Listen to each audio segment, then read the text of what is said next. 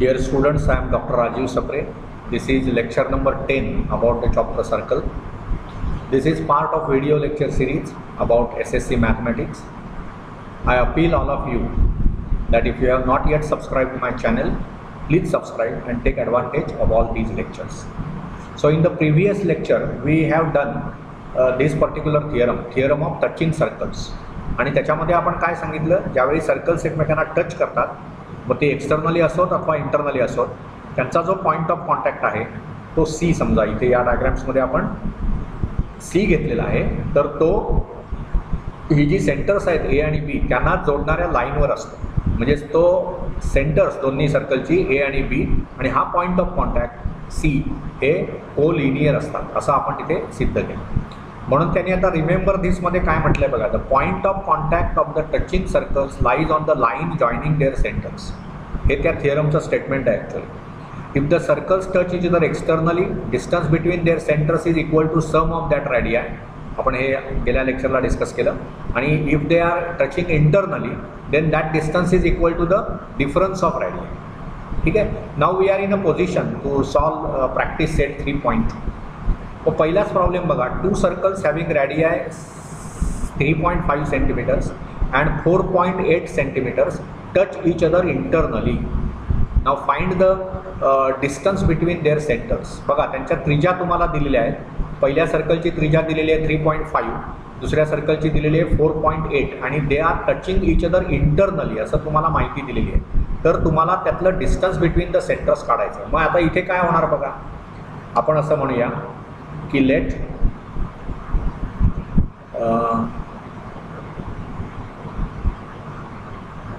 A be the center of circle C1 with radii or with radius 3.5. B be the center of circle C2 with radius 4.8. Now circles touch each other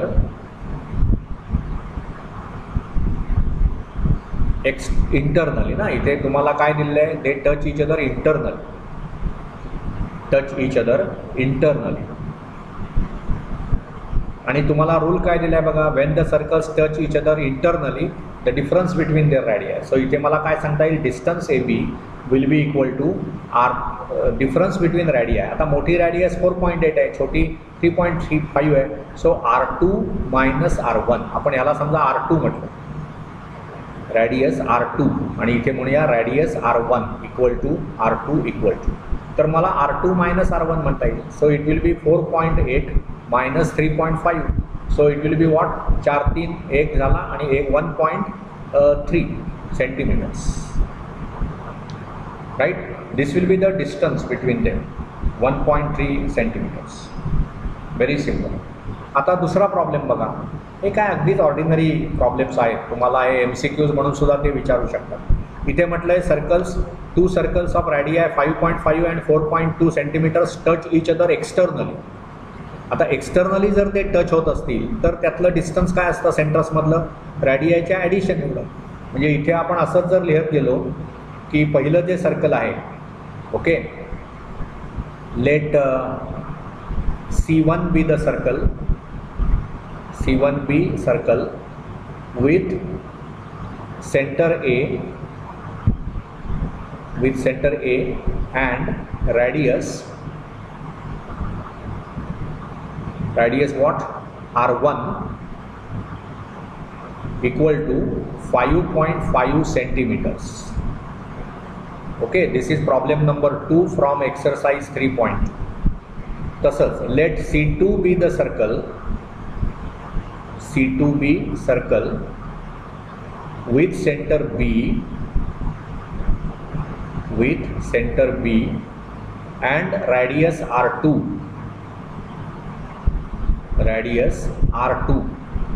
and what is R2? 4.2 centimeters. मग काय सांगितलंय आपणाला? ते म्हटलंय काय बघा, touch each other externally. C1 and C2 touch each other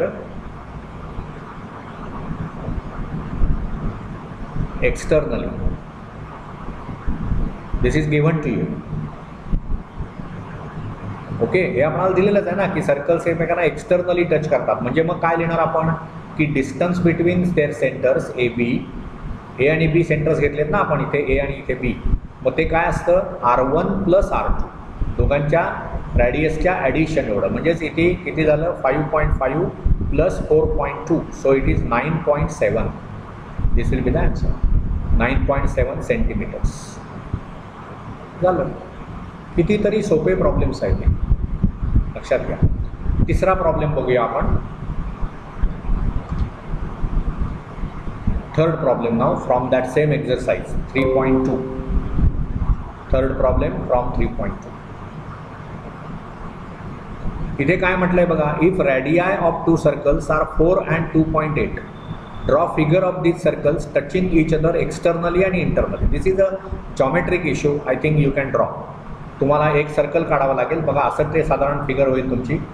you have to draw one circle which आता त्याच्यात काय करायचं असतं, पण तुम्हाला बघा त्यांनी काय सांगितलेलं आहे की एक्सटर्नली टच करणारे सर्कल काढा. म्हणजे तुम्ही काय करायचं, जेव्हा एक्सटर्नली सर्कल्स टच करतात त्यावेळी त्यांच्या सेंटर्समधलं अंतर काय असतं?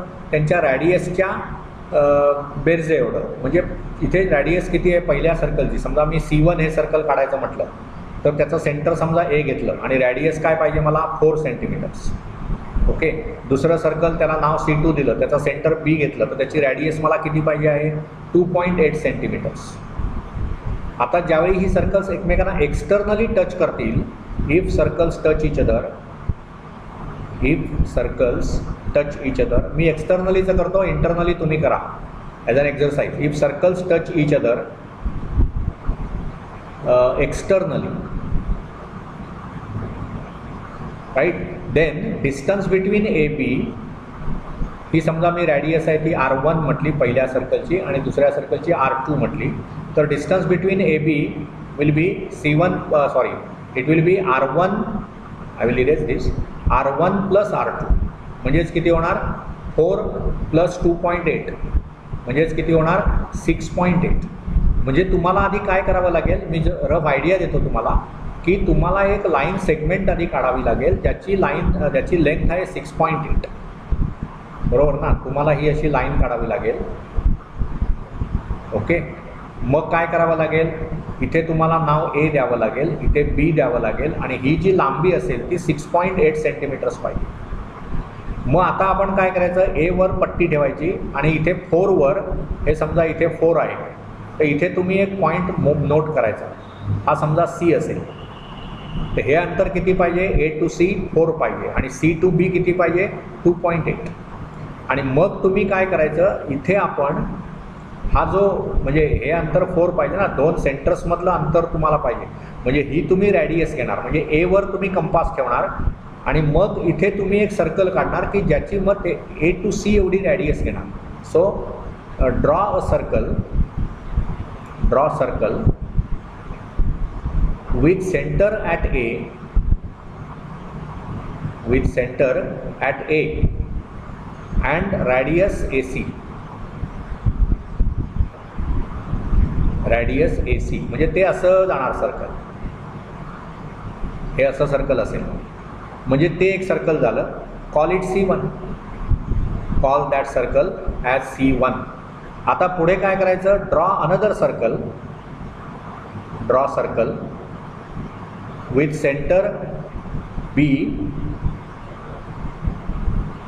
center B and radius BC. So it will be like this. Radius BC. Call it C2. मग आता कसं होणार? हे सर्कल मोठं असणार, त्याची रॅडियस 4 आहे हे लहान असणार 2, पण ते एकमेकांना या पॉईंटला टच करणार आणि ते एक्सटर्नली टच करणार. So we got circle C1 and C2 which touch each other externally, right. So C1 and C2 are the required circles,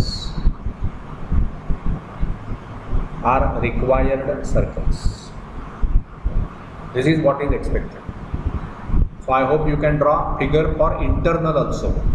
हे एक्सटर्नल टचिंगची सर्कल्स झाली. हे मी पूर्ण काढलेलं नाही आहे सर्कल.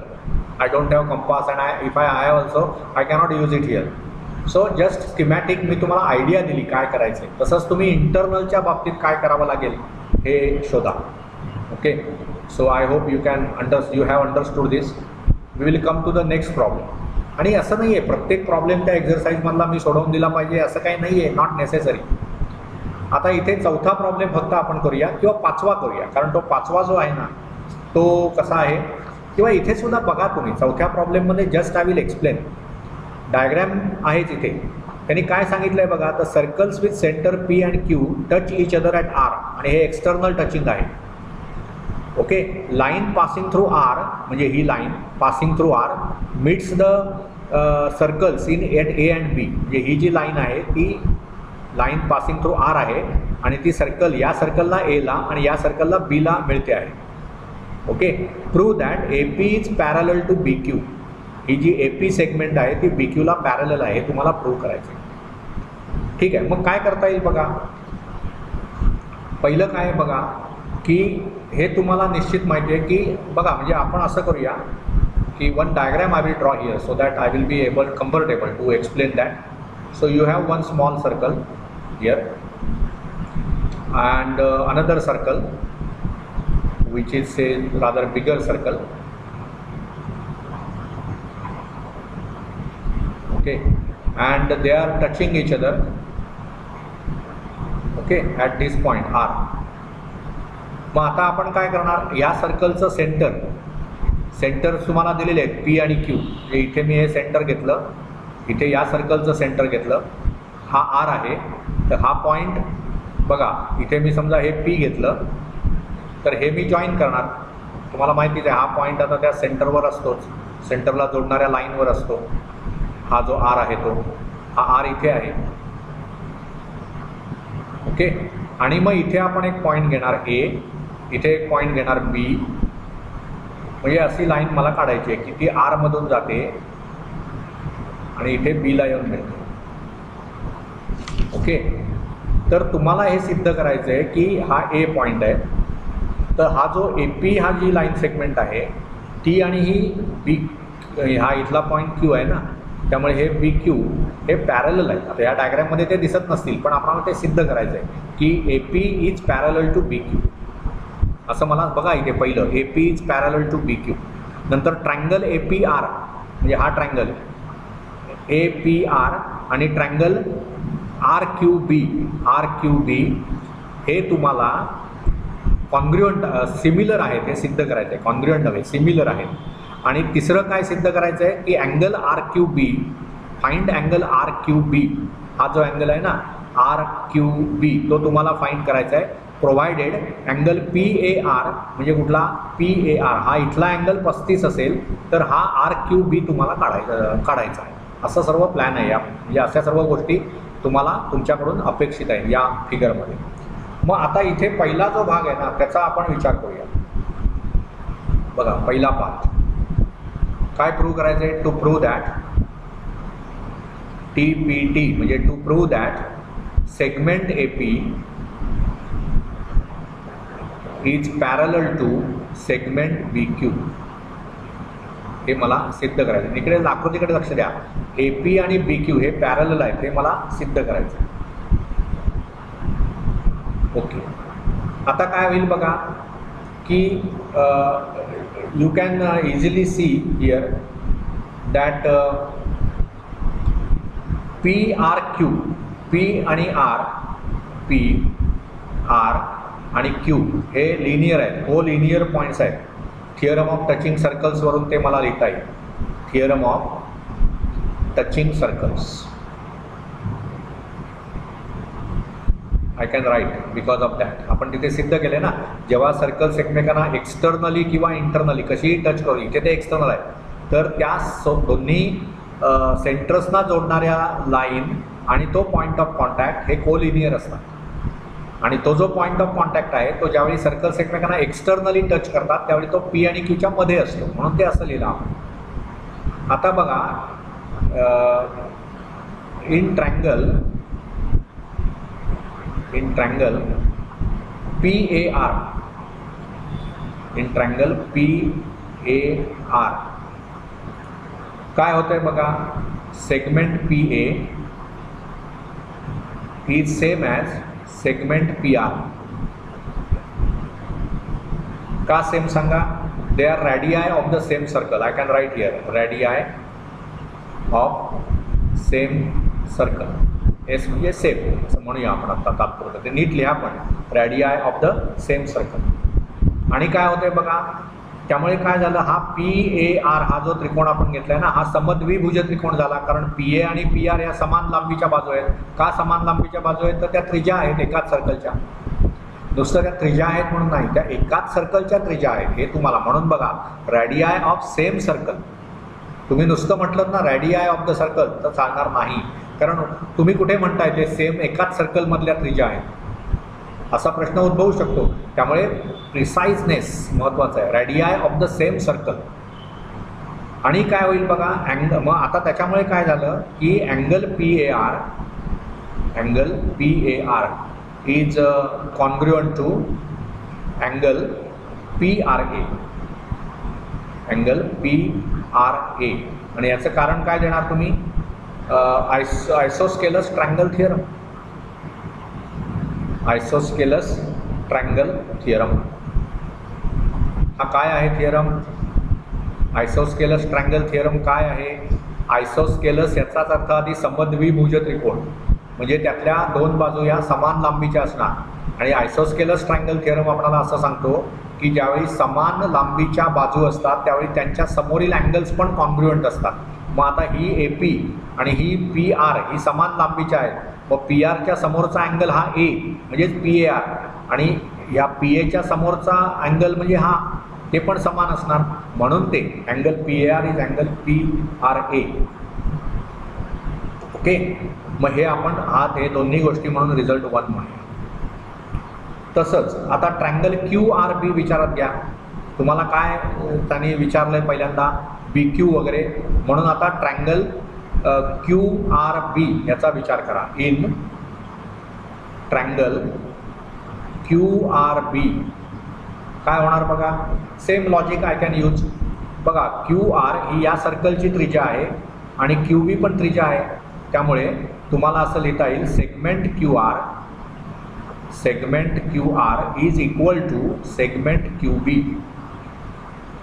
सेम कारण द्यायचं, रेडियाई ऑफ सेम सर्कल. आणि जसं तिथे तुम्ही म्हटलं तसंच इथे angle QRB is congruent to angle QBR. कारण काय बघा, हा जो QRB आहे हा समद्विभुज त्रिकोण आहे, कारण QR आणि QB या रेडियाई असल्यामुळे त्यांची लेंथ सेम आहे. म्हणजे ही साईड QR आणि ही साईड QB ह्या त्या समद्विभुज त्रिकोणातल्या दोन समान लांबीच्या बाजू आहेत, म्हणून त्यांच्या समोरचे अँगल म्हणजे हा इथला Rच्या ठिकाणी, पण R असा अँगल नाही म्हणून चालणार. R अँगल म्हणजे मग हा अँगल म्हणताय का तुम्ही, मग ते सांगावं लागेल, म्हणून पर्टिक्युलरली QRB असं म्हटलं पाहिजे. त्यामुळे अँगल QRB आणि अँगल QBR इक्वल आहे. ह्याला पण पुन्हा तोच result, आयसोस्केलस triangle theorem.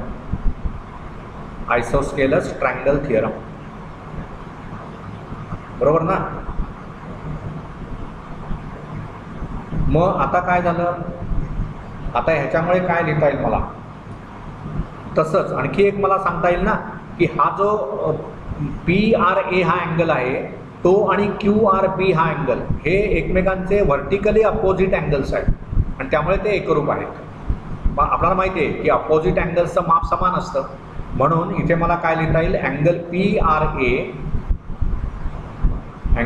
PRA is congruent to angle QRB. Why this? vertically opposite angles. Vertically opposite angles. मला हे मी एक्सपांड करतो so that I can use this part also. Vertically opposite angles. मग आता त्याच्यामुळे काय झालं, याला आपण 2 म्हणूया, या रिझल्टला हा रिझल्ट 3 म्हणा. ओके, सो फ्रॉम 1, 2 आणि 3 आता मला काय करता येईल बघा. If I use these all these results, what I can say, so from 1, 2 and 3 I will write it here. From 1, 2 and 3. 1 मध्ये आपण काय म्हटलं बघा की अँगल PAR आणि अँगल PRA हे सेम आहेत. इथे तुम्ही म्हटलं अँगल, इथे म्हटलं अँगल QRB आणि अँगल QBR सेम आहेत दुसऱ्यामध्ये, आणि इथे म्हणताय अँगल PRA आणि QRB सेम आहेत. त्यामुळे मला काय लिहिता येईल बघा, from 1, 2 and 3 what I can get, angle PAR is congruent to angle QBR. Angle QBR. Okay, that is angle PAB. का असं म्हटलं आपण, PAR म्हणजे कुठला अँगल आहे बघा, PAR, पण तोच अँगल म्हणजे PAB आहे, कारण R हा A आणि B च्या मध्ये आहे. ARB हे एका लाईन मधले पॉइंट्स आहेत. Okay, and so it is congruent to, I can say, angle QBA. या आरच्या ऐवजी मी हे लिहू शकतो बघा. आपण काय म्हटलं होतं, QBR, पण QBR म्हणजेच QBA झालं. त्याचं कारण मला असं देता येईल, A-R-B, ARB हे कोलिनियर पॉईंट्स आहेत, आणि त्याच्यामुळे काय झालं बघा, हा इथला अँगल जो आहे, या 2 पॅरलल लाईन्स आहेत आणि ही त्याची छेदिका आहे, तर हा इथला अँगल आणि हा इथला अँगल सेम आहेत बघा. QBA म्हणजे हा अँगल आणि PAB हा अँगल सेम आहे, म्हणजे अल्टरनेट अँगल्स त्याचे कॉन्ग्रुएंट आहेत. म्हणजे ह्या जर 2 लाईन्स घेतल्या मी, PA आणि QB, आणि ही त्याची छेदिका घेतली, तर इथला अँगल आणि इथला अँगल हे कसे झाले, अल्टरनेट अँगल्स झाले, आणि ते आयडेंटिकल आहेत. So PA is parallel to QB, right. why I can say this, alternate angle test for parallel lines. This is alternate angle test. Alternate angle test for parallel lines. बघा, विचार करा, ही segment PA आणि ही segment QB ही त्यांची छेदिका, त्याच्यामुळे इथला angle आणि इथला angle हे अल्टरनेट झाले आणि ते सेम आहेत असं आपण इथे सिद्ध केलं. PAB आणि QBA बघा, PAB म्हणजे हा अँगल आणि QBA म्हणजे हा अँगल, हे अल्टरनेट अँगल्स आहेत. ह्या 2 लाईन्स घेतल्या आणि ही त्यांची ट्रान्सव्हर्सल घेतली, तर इथला अँगल आणि इथला अँगल हे अल्टरनेट आहे, अल्टरनेट आयडेंटिकल आहेत, म्हणजेच कॉन्ग्रुएंट आहेत. जेव्हा अल्टरनेट अँगल्स कॉन्ग्रुएंट असतात त्या ट्रान्सव्हर्सलमुळे तयार झालेले, त्यावेळी त्या 2 सेगमेंट्स PA आणि QB दे आर पॅरलल, असं ते सिद्ध झालं. ठीक आहे, त्यामुळे हा एक भाग आपण सिद्ध केला त्या म्हणजे प्रॉब्लेममधला. आता आपल्याला काय करायचं आहे, दुसरा भाग त्याचा आपण सिद्ध करूया. आणि तिसरा जो भाग आहे, I leave it as an exercise to you. It is very simple. Okay, even all the problem itself is very simple, but ठीक आहे, काही भाग आपण करूया. Second part I will do now. In second part what you have to prove, so consider second part now I will discuss. So in second part तुम्हाला काय prove करायचं आहे, ते 2 जे ट्रँगल्स आहेत बघा, इथे सेकंड पार्ट मध्ये तुम्हाला सांगितलंय APR is similar to RQB असं सिद्ध करा, असं त्यांनी सांगितलंय. So consider triangle APR. So in triangle APR and triangle RQB, बरोबर ना, दुसरा triangle, and triangle RQB, what we can say, angle PAR is congruent to angle QRB, congruent to angle QRB. आत्ताच आपण प्रूव्ह केलंय, बरोबर आहे. तसंच angle PRA is congruent to angle QBR. QBR proved as above. Proved above. above म्हणजे हे नुसतं तुम्हाला तर ते तुम्हाला सर्व करावं लागेल. Otherwise here I can write because already this has been discussed. म्हणजे मग अँगल टेस्ट जर मी वापरली तर त्याच्यावरून मला काय सांगता येईल. सो ट्रायंगल PRA, ट्रायंगल कुठला APR, will write in that way. Triangle APR is similar to triangle RQB. RQB. Why this? By angle test of similarity. Angle test of similarity. We can prove this. Okay. So first two parts of this result I have proved. This is very simple.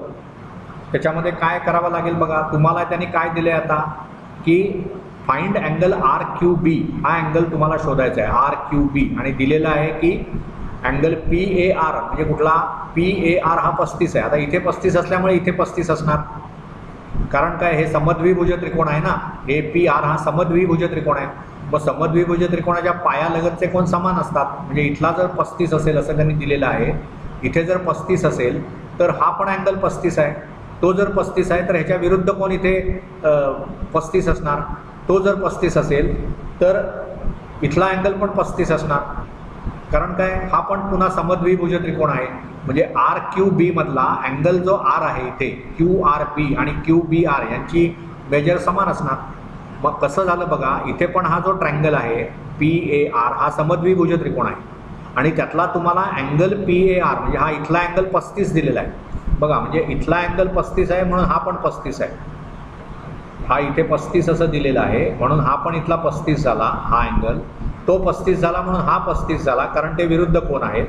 बरं, हा 35 झाला म्हणून हा 35 झाला, कारण हे समद्विभुज त्रिकोणाच्या पायालगतचे कोण आहेत. मग यांची बेरीज 35 आणि 35 70 झाली, म्हणून हा 110 पाहिजे, कारण हा अँगल आणि हा अँगल मिळून ते ट्रायंगलचे अँगल तयार झाले आणि ट्रायंगलच्या अँगलची बेरीज 180 असते. म्हणून ते 35 हे 35 हे 70 झाले आणि म्हणून हा 110. म्हणून अँगल RQB जो त्यांनी विचारला आहे तुम्हाला तो त्याचं मेजर 110 डिग्रीज आहे. So this is how this problem can be managed. I hope you understood. Okay, we will continue in the next lecture. Okay, thank you.